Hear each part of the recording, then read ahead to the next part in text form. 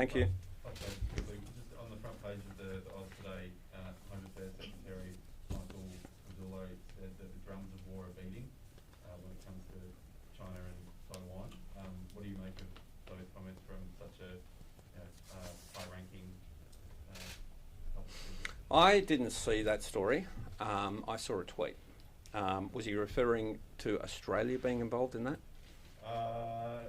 Well, yeah, he's saying that we should be prepared to send our warriors to fight. So, yeah, he's suggesting that conflict is on the horizon. Look, I just urge the Commonwealth and people in this position, elected and otherwise, to tone it down. Tone it down. What good does that do, saying things like that? It's totally unnecessary. It gets a headline. No doubt probably secures you some coverage around the world. There may be elements in the community who cheer, but it's in no one's interests, that sort of language. Diplomacy should be conducted diplomatically by people in elected office and also by those who are public servants. So I just suggest to them they don't say things like that anymore. Thank you.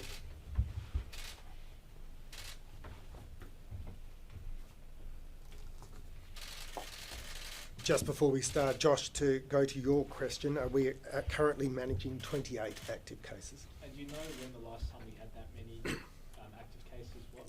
Not off the top of my head, but certainly all the health officials have observed that we are dealing with a big burden at the moment.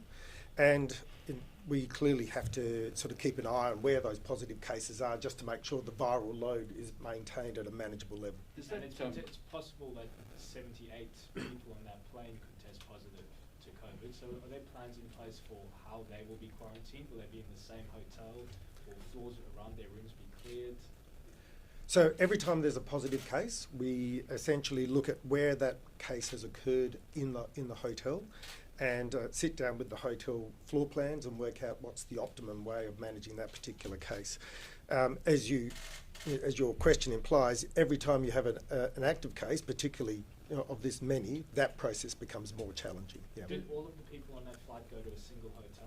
Yeah, so what we do on each flight, in order to minimise the risk associated with people movements, is take a bus load to a specific hotel. So they would all be in the same hotel. But as the Premier observed, over a number of weeks now, we are having flights with increasingly large numbers of positive cases, and so that's just the reality that we have to deal with. And what hotel are they in? Sorry. I don't have those details. Does the 28 active cases in hotel quarantine include the 2 locally transmitted cases, the 986 and the woman from the dental surgery? 984 and 986, that would be, yes, my understanding, yes, because So they are in hotel